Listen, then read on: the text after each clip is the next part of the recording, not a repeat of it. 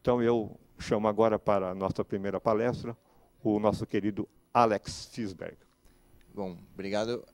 Bom dia, queria primeiro só agradecer o convite de ter vindo falar. Já fazer um reforço que eu sou uma pessoa muito mais de mesa e roda de conversa do que de palco e palestra. Então, se alguma coisa surgir e alguém quiser conversar depois, é onde eu fico muito mais confortável do que aqui. Mas, de qualquer forma, eu vou contar a experiência do Mochila Social. Enfim, meu nome é... Tá, obrigado. Oi. Meu nome é Alexis Berg, como foi dito, eu sou jornalista, eu há pelo menos 6 anos pesquiso desenvolvimento social e pobreza como tema.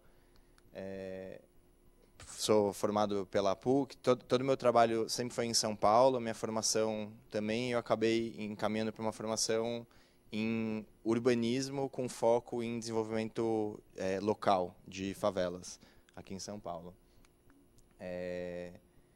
Eu trabalhei em um monte de organizações sociais, no Brasil e fora, então aqui alguns exemplos no Instituto Saúde da Paz, no Teto Meu País. Eu empreendi socialmente em alguns projetos de educação, e eu vou contar um pouco de um trabalho também feito fora do Brasil, que acho que é um pouco do foco de hoje.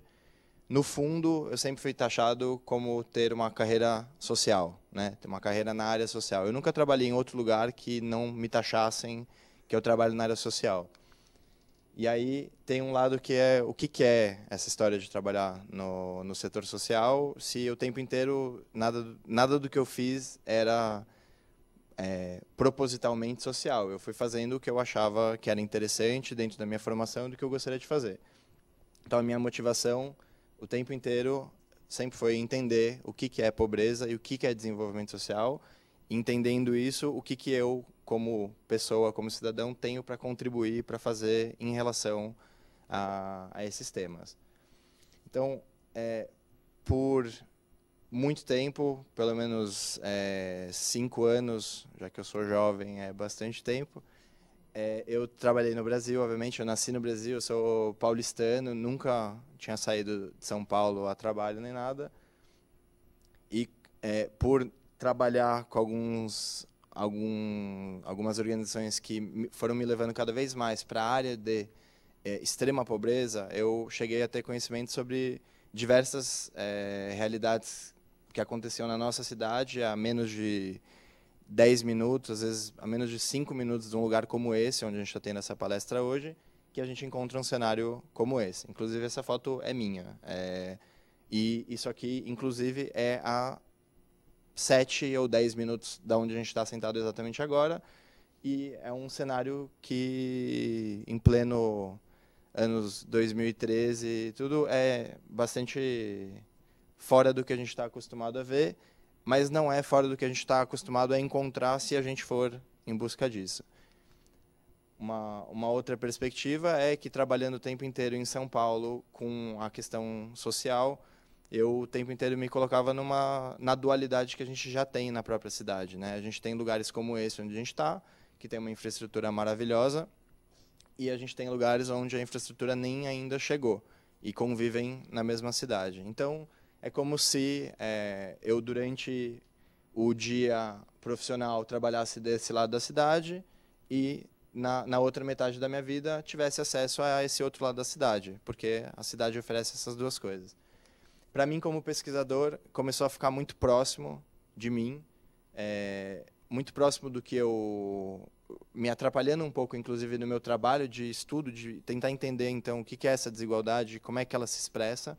Então, eu tomei uma decisão de sair do Brasil e ter uma experiência em desenvolvimento social e pobreza num lugar que pudesse me trazer experiências onde eu pudesse aprender e trazer de volta para o Brasil. Nem que fosse comparativo, nem que fosse uma oportunidade de conhecer o que estava de bom e o que estava de ruim em outros lugares. Então, eu decidi ir para um país que tem um estereótipo parecido com o Brasil, apesar de pouca gente conhecer a fundo os dois, quando se fala isso fora daqui.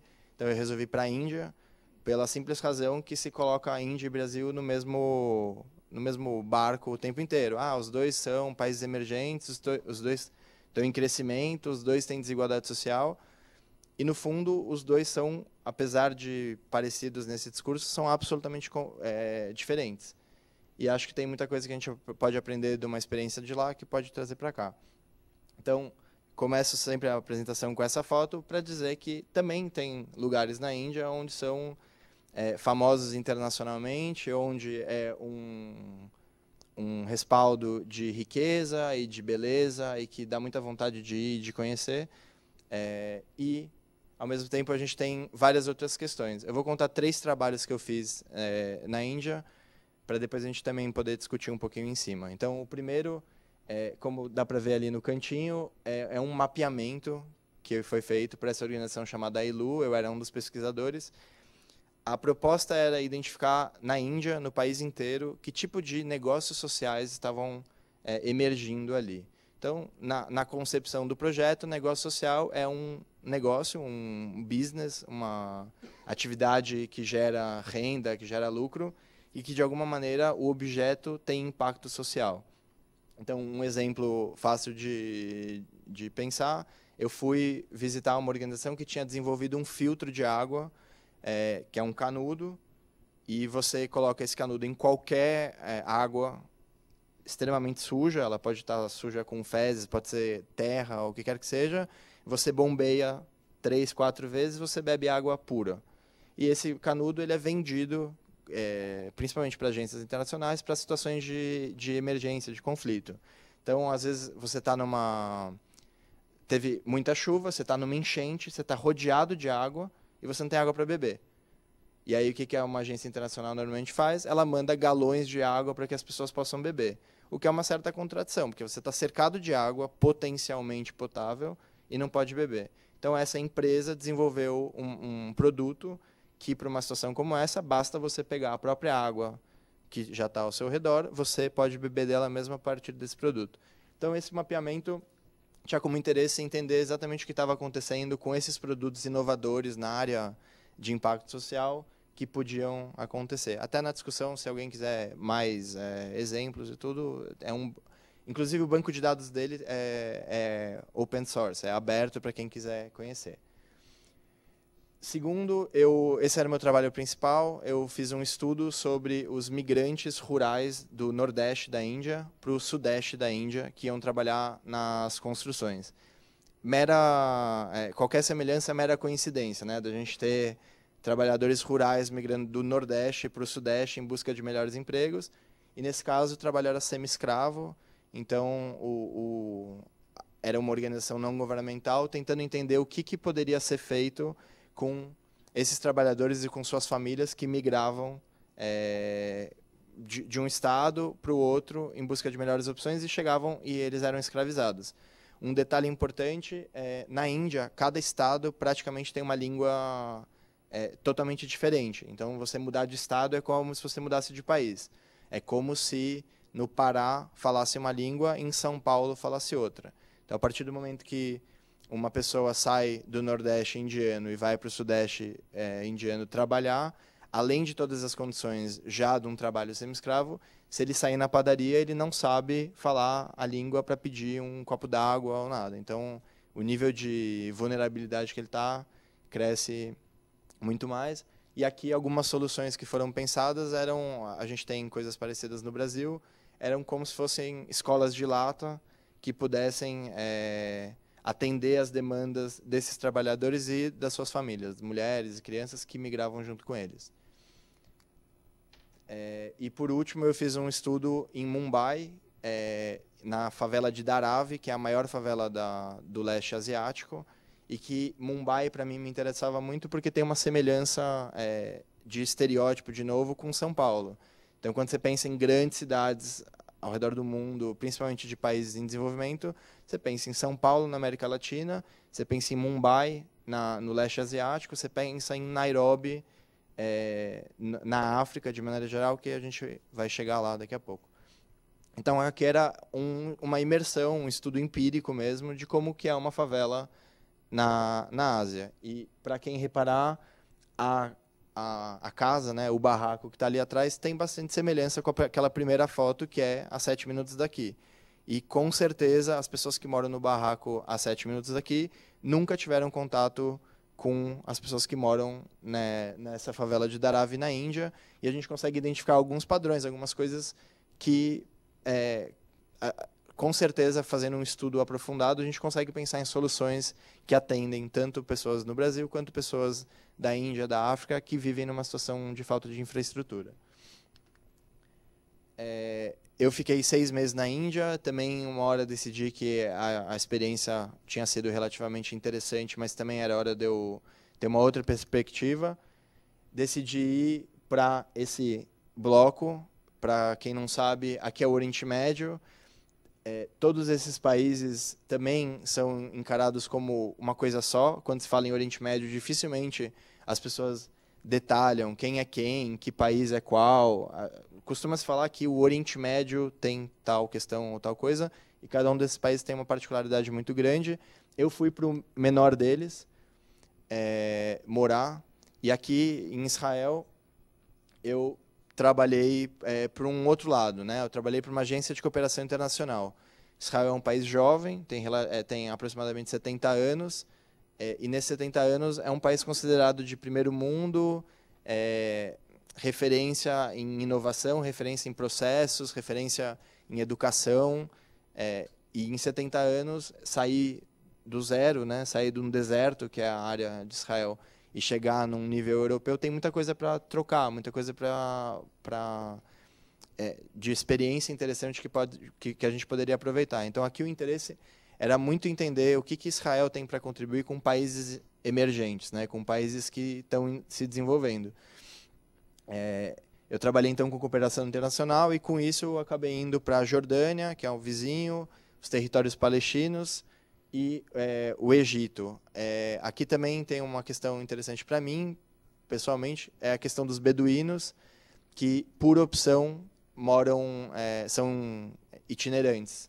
Então, se você olhar, tem uma certa similaridade com favelas, mas é porque, por intenção, a residência ela tem que ser fácil de desmontar e fácil de montar em outro lugar. Então, é legal só ver um pouco a mudança de perspectiva.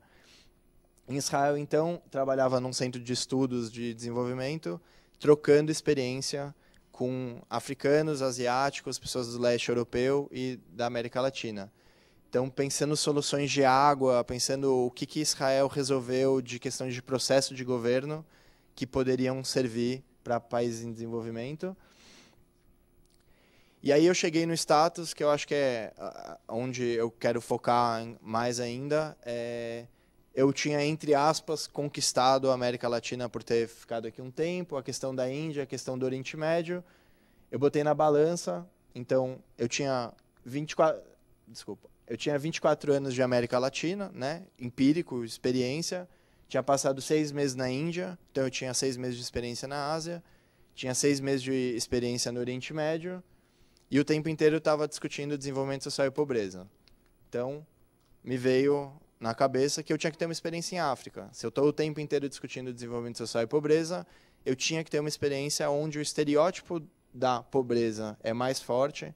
Qualquer pessoa que a gente pergunta onde é que é o lugar mais pobre do mundo, a pessoa normalmente vai responder na África. E aí tem uma questão interessante. A África é um continente. E é um continente grande. E cada um desses pedacinhos é um país 100% diferente do país vizinho, inclusive 100% diferente do próprio país internamente. Então, quando a gente fala que a pobreza está na África, já é uma questão conceitual complicada, para a gente assumir que a gente está falando de um continente inteiro lotado de particularidades de uma maneira institucionalizada.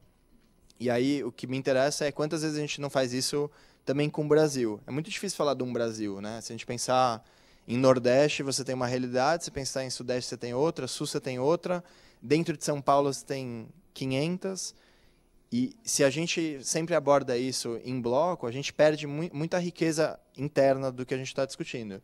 Então, eu tomei uma decisão de fazer uma viagem que não pegasse apenas um país. Então, eu desenhei no mapa um roteiro para fazer na África. Eu escolhi o leste da África e a África subsaariana. simplesmente porque o estereótipo da pobreza na África, inclusive na área de pesquisa, é na África subsaariana e no chifre da África, que é o leste da África, essa parte onde eu rabisquei ali com o Google Maps. Eu gosto de falar que eu sentei e fiz de canetinha no mapa, mas é um pouco mais moderno, eu fiz de mousezinho no Google Maps, mas é o mesmo princípio. E tinha até uma questão de praticidade, lugares que eu conhecia, lugares que eu tinha contatos que poderiam me mostrar realidades mais interessantes sobre esse pedaço do mundo. Nesse momento, então, eu não tinha planejado ir para a África, para o leste da África, nem nada. Então, nesse momento, eu tive que ter aquela conversa com pais, família e sociedade de justificar o do porquê de eu estar indo fazer uma imersão num lugar onde eu não tinha nenhuma ideia. Então, mais ou menos para justificar para meus pais que tudo bem eu ir e que está tudo bem e vai ficar tudo bem, eu elaborei um projeto. Eu escrevi o projeto como o que eu vou fazer. Eu escrevi, vou sair daqui, vou para lá, vou fazer isso, vou visitar tal organização. E criei o projeto quase como uma justificativa de tá tudo bem, fiquem calmos, vai dar tudo certo. E nessa hora eu criei um site, um blog, muito mais para contar onde eu tô e tá tudo bem do que qualquer outra perspectiva. Eu não planejei a viagem em detalhes antes, então eu acabei ficando mais de 4 meses viajando, de mochila nas costas. Visitei 6 países, então o Egito, Etiópia, o Quênia, Uganda, Ruanda e Tanzânia. Eu vou aprofundar um pouquinho de cada um só, com uns cases para ser mais interessante. E eu fui para Dadaab, que é um campo de refugiados na fronteira com a Somália, que é interessante porque é considerada a 3ª maior cidade do Quênia. Então, o campo de refugiados é o maior campo de refugiados do mundo e, no cenário onde ele está inserido, ele é a 3ª maior cidade. É como se a gente tivesse no Brasil as 3 maiores cidades fossem São Paulo, Rio de Janeiro e um campo de refugiados de bolivianos e peruanos. Então, só para ter noção da dimensão do tamanho desse campo, viviam, na época em que eu estava, 450 mil pessoas nesse campo de refugiados e tinha uma taxa de migração para esse campo de 1.000 pessoas por dia. Então, todo dia subia 1.000 pessoas. Estava em plena crise da Somália, com um regime. Agora, já que a maioria das pessoas que está assistindo é funcionário público, imagina o desafio que é atender uma população de 1.000 pessoas por dia em necessidade, em carência, em situação de risco e vulnerabilidade. Não tem tempo de pensar, não tem tempo de planejar, não tem tempo de bolar nada muito elaborado e, ao mesmo tempo, você tem que atender essa demanda. Então, é um desafio de desenvolvimento gigantesco. Eu acabei visitando mais de 30 organizações nessa viagem. O meu intuito era conhecer lugares que fossem inspiradores, tanto para bem, tanto para mal, lugares que fizessem pensar que existem soluções possíveis, ou pegar a experiência anterior e falar, olha, aqui parece que não tem solução, mas na Índia ou no Brasil esse problema já foi abordado de uma outra forma. Então, aqui é meio aleatório, tá? Eu vou apertando, ele vai dando zoom, eu vou contar uns cases. E aí, quem tiver interesse em saber mais, primeiro a gente pode conversar aqui, e depois eu vou contar. O projeto da África acabou virando um livro, onde eu detalho um pouco dessas experiências, sem ser uma parte burocrática, chata, é muito mais uma reflexão sobre cada um desses projetos. Então, o primeiro é uma organização internacional, que chama Slum Dwellers International, SDI, e o grande objetivo dessa organização é trabalhar criando redes de pessoas em situação de pobreza para fazer poupanças comunitárias. Então, cada um colabora com um valor muito, muito, muito pequeno por semana. Muito, muito pequeno, não estou falando de R$10 por semana, estou falando de centavos. Assim, é um valor para pessoas em extrema pobreza. E essa movimentação de poupança comunitária, ela faz com que as pessoas se obriguem a estarem no mesmo espaço, a conversar sobre como usar esse dinheiro que eles estão juntando, a traçar objetivos comuns e, a partir disso, desenvolver a própria comunidade de acordo com o que está sendo debatido.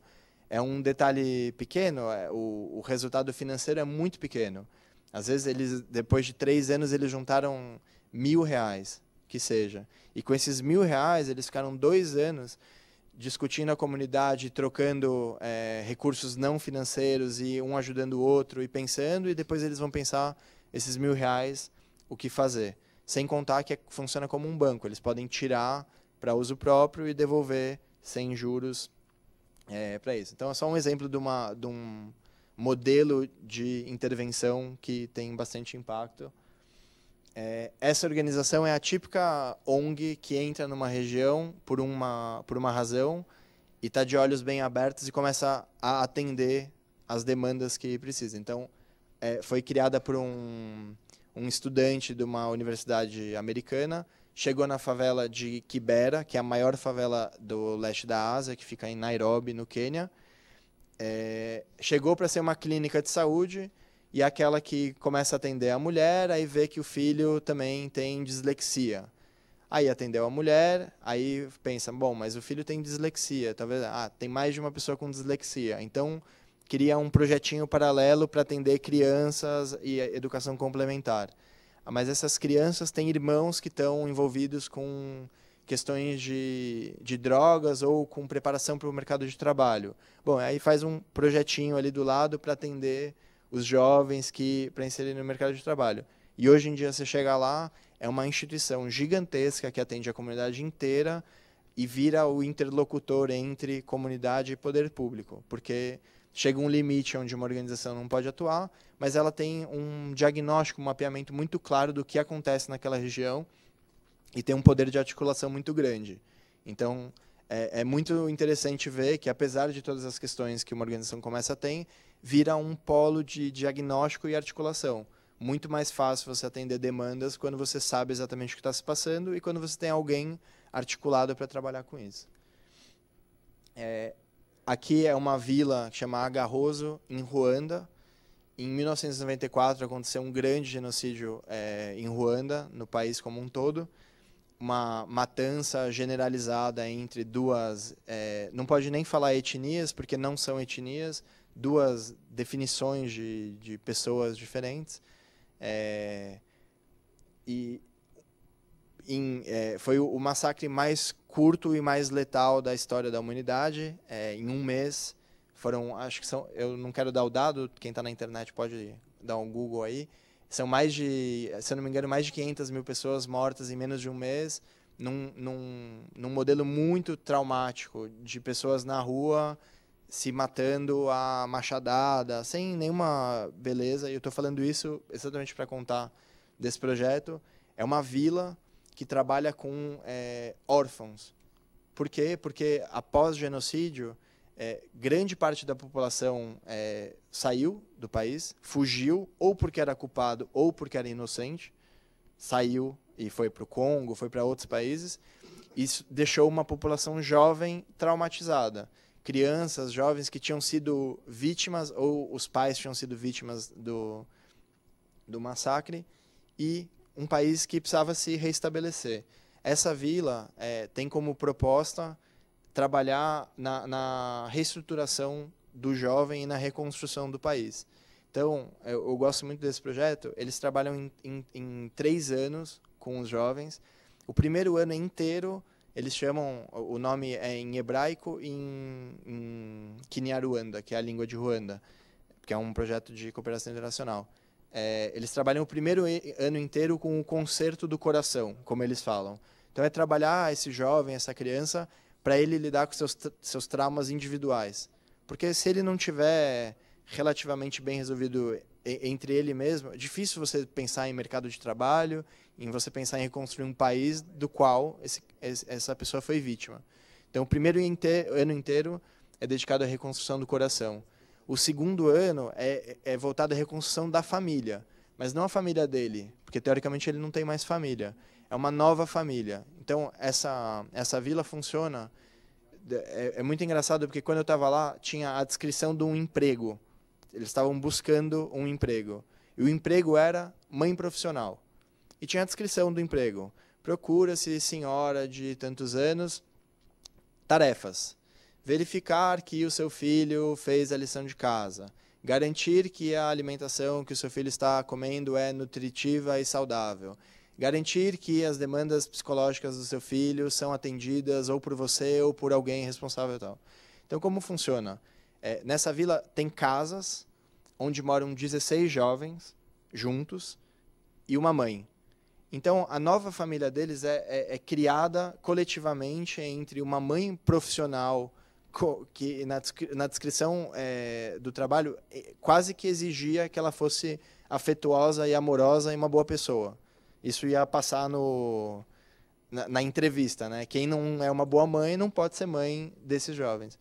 Então, esse segundo ano é de trabalho família, novas famílias. Essas pessoas vão ter que se reconstruir, vão ter que pensar um novo cenário.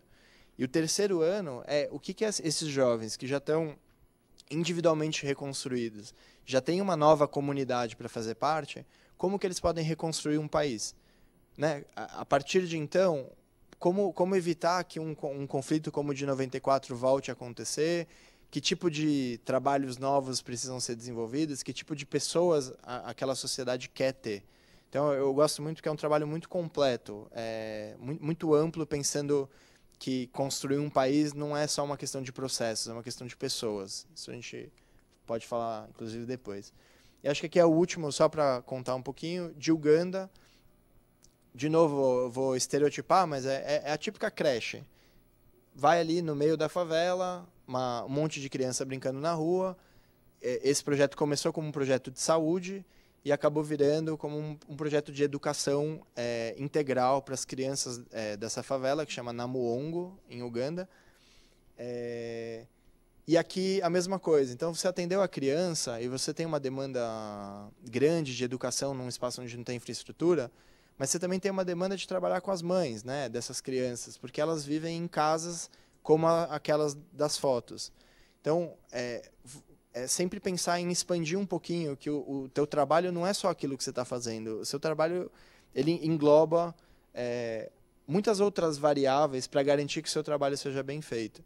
Então, nesse caso, podia ser só uma creche, mas envolve as famílias em discussões, em partes práticas. Também tem um grupo de renda para as mães, porque, afinal de contas, essa criança precisa ser alimentada, e para ser alimentada, a mãe ou o pai precisam ter emprego. Então, aqui, durante a noite, nessa creche, as mães se reúnem, fazem trabalhos manuais, fazem trabalhos que gerem renda para elas, e a organização serve como um articulador, inclusive para atender ao mercado, para que o produto que essas mulheres fazem possa atender ao mercado e possa gerar renda. Então, quase que fecha o ciclo. Eu queria falar um pouco sobre aprendizados, até na hora que a gente for conversar, tem bastante espaço para perguntas. Primeiro fato que eu acho que é fundamental para todo mundo assim, é uma mudança de olhar. O jeito como a gente enxerga as coisas faz muita diferença de como as coisas de fato são. Se você chega numa comunidade em extrema pobreza, com vulnerabilidade, em busca de problemas, você vai achar quantos problemas você quiser. Se você for nessa mesma comunidade em busca de soluções, você vai encontrar o número de soluções que você quiser. Mas o mais importante, se você for em busca de oportunidades, você vai conseguir entender o que você tem a contribuir para aquele espaço. Então, se eu for até um lugar e procurar problemas, eu vou encontrar problemas. Se eu for e encontrar oportunidades, eu vou encontrar aquelas coisas que, talvez com uma faísquinha, ela vira uma coisa mais interessante. Então, só essa mudança de olhar, de abordar um novo espaço com o potencial que ele tem e não com a carência que ele tem, já faz uma grande diferença na tua própria abordagem. Aqui é um outro ponto importante, né? Eu falo que a minha palestra é uma experiência em aprendizado. Não é uma experiência em mais nada do que eu estar aberto a ouvir, chegar lá com uma posição de humildade, de entender que eu posso ter 24 anos de experiência empírica em São Paulo e na minha vida aqui, mas a partir do momento que eu chego num novo lugar onde eu quero intervir socialmente, eu ali sou o maior ignorante. Então, com certeza, um jovem da mesma idade do que eu, que nasceu naquele espaço, tem 26 anos de experiência na favela de Namuongo. Então, ele sabe o que é ser um bebê de uma semana, ele sabe o que é ser uma criança de 1 ano, ele sabe o que é ser uma criança de 6 anos, ele sabe o que é ser um jovem de 15 anos e o que é morar nesse espaço. Ele sabe o que é ser um jovem pré-faculdade ou mercado de trabalho e quais são as opções que ele tem. Então, com certeza, acho que até tem uma outra fala, que as respostas estão ali. Então, essa história de formular as perguntas em loco, formular as perguntas lá, se eu formulo as perguntas no meu escritório e vou até um lugar onde eu quero intervir socialmente, eu com certeza posso encontrar respostas para as minhas perguntas. Mas ninguém garante que as minhas perguntas estão corretas, nem que as minhas perguntas são as mais adequadas para aquele espaço. Então, se eu faço as minhas perguntas no local onde eu estou, eu tenho muito mais chance de ter as perguntas certas e as respostas, talvez, por isso que está escrito, aberto a fazer o simples. Às vezes, a minha pergunta era baseada numa complexidade que eu estabeleci para aquele espaço. Só que a minha pergunta, elaborada em campo, ela talvez me gere uma solução que é bem mais simples e bem mais fácil de atender. Então, isso também tem um lado de efetividade, né, do que você pode fazer. Aqui são 3 pontos que, para mim, são bastante importantes, que é, para mim, pesquisa. Se eu estou falando que, para mim, desenvolvimento social e pobreza é o que eu faço, ou o que eu quero fazer, ou que é a minha vocação, ou quer que seja, tem que pesquisar tudo. Tem que ler todos os livros, tem que estar em todas qualquer discussão, você tem que estar inteirado. Se você se propõe a ser algo em alguma área, eu fui ensinado assim em casa, seja o melhor disso. Se prepara para saber, não é nem saber tudo, mas assim, se propõe a emergir no tema, né? Seja o especialista nisso, mas a partir de experiências empíricas, e não a partir só de conhecimento teórico. Articulação. Se alguém já está fazendo, junte-se. Então, eu não preciso saber tudo, mas é bom saber quem sabe fazer, saber com quem eu posso contar, saber quem já está fazendo, saber quem está fazendo melhor, com quem que eu posso aprender e com quem que eu posso trocar. Então, acho que esse é um ponto muito importante, principalmente na área social. Às vezes a gente vai com o ímpeto de fazer o bem, porque eu quero fazer o bem, e às vezes já tem gente fazendo melhor do que eu e com mais experiência, e eu posso me juntar, ao invés de ficar o tempo inteiro inventando novas formas. E, por último, comunicação. E aí eu coloco, ofereça oportunidades de aprendizado. Para mim, é muito difícil lidar com um mundo em que as pessoas fazem coisas fantásticas e ninguém fica sabendo. Eu sou jornalista de formação, mas acho que eu sou jornalista por dentro. Assim. Eu sinto que se tem algo que é muito, muito legal, muito bacana, que pode contribuir para o coletivo, e só você ficar sabendo, é um desperdício de oportunidade assim, gigantesco. Então, para mim, o resultado da parte da África virou um livro. E, para mim, o interesse não é comercializar o livro ou que o livro seja um sucesso. É a minha vontade de compartilhar uma experiência para que outras pessoas possam ler aquilo e falar, isso é ruim, isso é bom, isso é médio, esse parágrafo é bom, esse parágrafo não serve para nada, mas eu estou dando uma oportunidade de outras pessoas trocarem e terem um pouco da experiência que eu tive, que para mim rege muita coisa e que pode servir de alguma maneira para alguma outra pessoa. Isso é uma coisa básica, sempre pensar em planejamento, formação, inspiração e ação. Tem um lado de você se formar, de você garantir que o que você faz para você mesmo garante que você vai tomar uma decisão interessante lá na frente. E tem uma parte de ação, tem que ir fazer. Dá para fazer. Normalmente a gente coloca muitas desculpas na frente que não dá para fazer. Se você vai lá, tenta, normalmente dá para fazer. E o último que eu acho mais importante quando dizem que eu viajei em busca de soluções inovadoras, coisas que podiam ser positivas, eu mudo um pouco, porque, para mim, o que a gente precisa é de um ecossistema de pessoas transformadoras. Não adianta ter uma solução incrível que mora em Nairobi, no Quênia, e a gente vai pegar essa experiência, vai ter o manual como fazer e vai aplicar aqui.